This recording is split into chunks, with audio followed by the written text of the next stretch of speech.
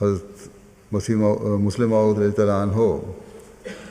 اس بات کو بیان کرتے ہوئے ایک جگہ فرماتے ہیں کہ دیکھو رسول کریم صلی اللہ علیہ وسلم سے لوگوں نے سب کچھ چھین لیا، اور اسی طرح صحابہ رضوان اللہ علیہم سے بھی چھین لیا، مگر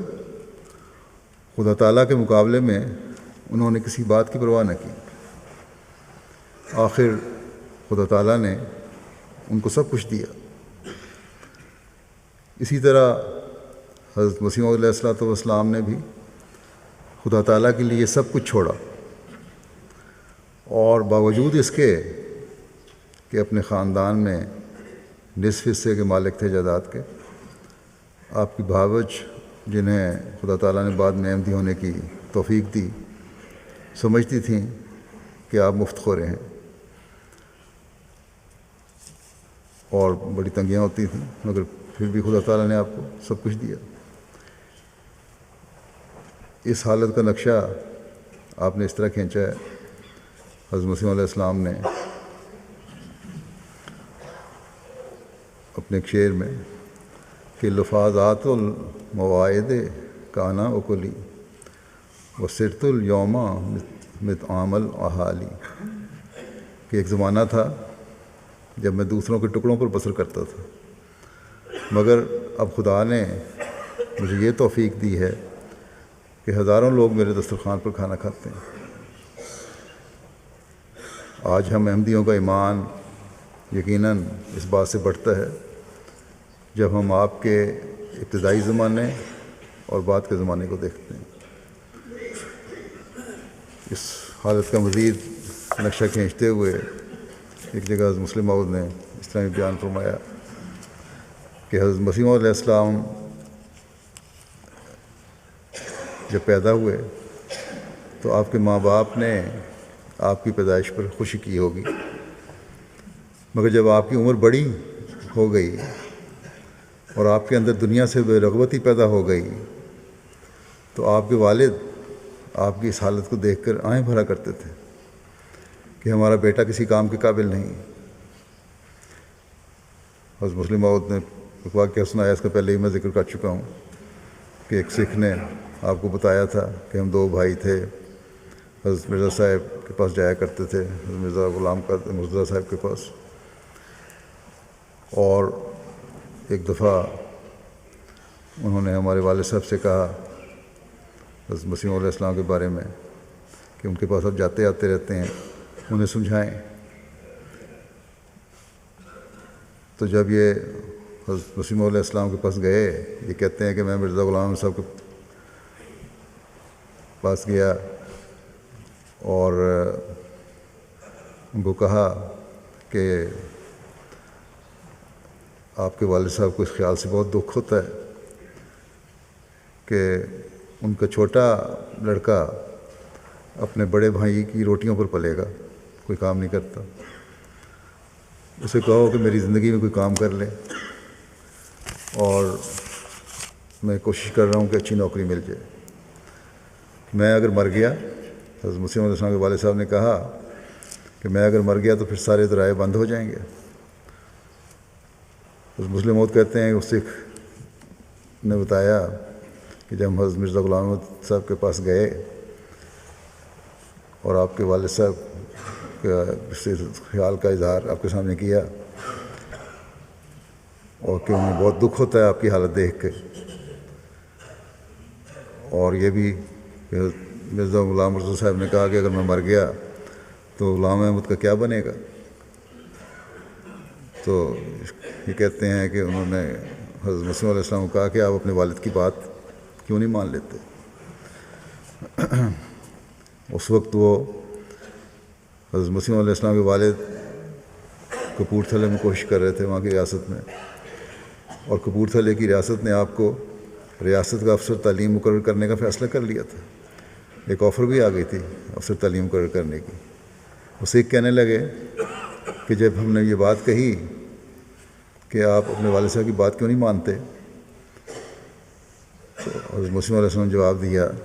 کہ میرے والد صاحب تو یوں ہی غم کرتے رہتے ہیں،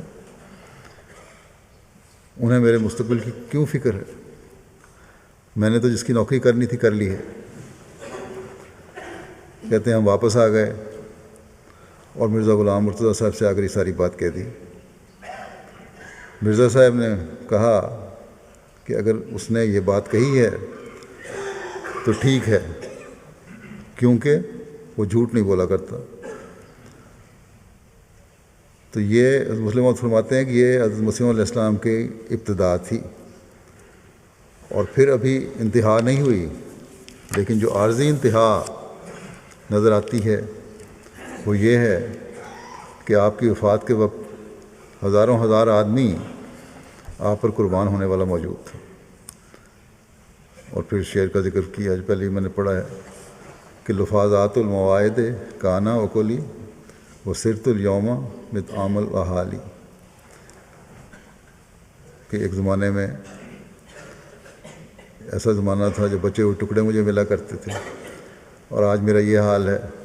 کہ میں سینکڑوں خاندانوں کو پال رہا ہوں۔ آپ کی ابتدا، مسلم موعود کہتے ہیں کہ آپ کی ابتدا کتنی چھوٹی تھی، مگر آپ کی انتہا ایسی ہوئی کہ علاوہ ان لوگوں کے جو خدمت کرتے تھے،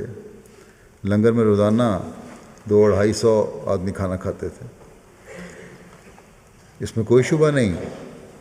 کہ آپ اپنے والد کی جائیداد میں اپنے بھائی کے برابر کے شریک تھے، لیکن ذمہ داروں میں یہ عام دستور ہے، اس زمانے میں زیادہ تھا، کہ جو کام کرے وہ تو جائیداد میں شریک سمجھا جاتا تھا، اور جو کام نہیں کرتا وہ جائیداد میں شریک نہیں سمجھا جاتا تھا۔ لوگ عموماً کہہ دیتے ہیں کہ جو کام نہیں کرتا اس کا جائیداد میں کیا حصہ ہو سکتا ہے۔ آپ کے پاس جب کوئی ملاقاتی آتا شروع زمانے میں حضرت مسیح علیہ السلام کے، اور آپ اپنی بھابجا کو کھانے کے لیے پہلا بھیجتے، تو وہ آگے سے کہہ دیتی کہ وہ یوں ہی کھا پی رہا ہے، کام کاج تو کوئی کرتا نہیں۔ اس پر آپ اپنا کھانا اس مہمان کو کھلا دیتے اور خود فاقہ کر لیتے، یا تھوڑے سے چنے چبا کر گزارا کر لیتے۔ خدا کی قدرت ہے، حضرت مسلم موعود فرماتے ہیں کہ وہی بھابجا جو اس وقت آپ کو حقارت کی نگاہ سے دیکھتی تھی، بعد میں میرے ہاتھ پر احمدیت میں داخل ہوئیں۔ غرض اللہ تعالیٰ کی طرف سے جب کوئی کام شروع کیا جاتا ہے تو اس کی ابتدا بڑی نظر نہیں آیا کرتی،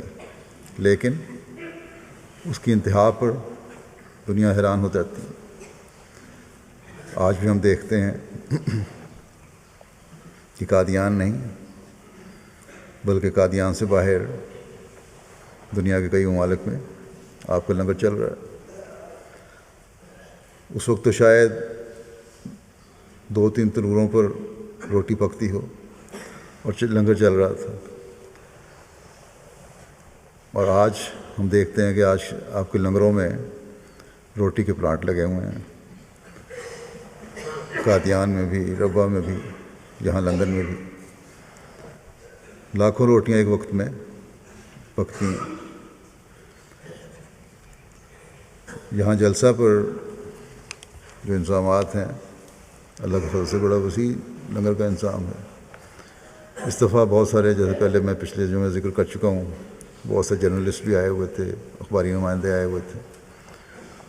وہ لنگر کے انتظام کو دیکھ کے، کھانا پکتا دیکھ کے، روٹی پلانٹ کو دیکھ کے بڑے متاثر ہوئے۔ ایک جرنلسٹ کو تو مشین کی روٹی ساروں کو پسند آئی، وہاں کھڑے کھڑے جب دیکھ رہے تھے، انہوں نے کھانے کی خواہش کی، روٹی دی گئی، کھائی، ان کو بڑی پسند آئی، کھا گئے۔ پھر انہوں نے کہا اور کھا سکتا ہوں، تو احمدی نے کہا جو ساتھ تھے ان کے کہ بے شک کھائیں، جتنی مرضی کھائیں، کیونکہ یہ مسیح کا لنگر ہے، یہاں کوئی کمی نہیں ہے۔ بس کیا وہ زمانہ تھا کہ ایک مہمان آتا تھا تو آپ اپنا کھانا اسے دے دیتے تھے اور خود فاقہ کرتے تھے، اور کہاں آج کہ دنیا کے مختلف ممالک میں ہزاروں لوگ آپ کے دسترخوان سے کھانا کھا رہے ہیں۔ اور یہ بھی انتہا نہیں ہے، ابھی تو ان لنگروں نے دنیا کے مختلف ممالک میں پھیلنا ہے انشاءاللہ۔ لاکھوں لوگوں نے، کروڑوں لوگوں نے آپ کے دسترخوان سے کھانا کھانا ہے، اسی طرح لاکھوں اور کروڑوں نے آپ کو ماننے کے بعد تقویٰ میں بھی بڑھنا ہے۔ اولاد کو بھی اپنی اطاعت سکھائیں گے، عہد وفا کیا ہے ہم اس کو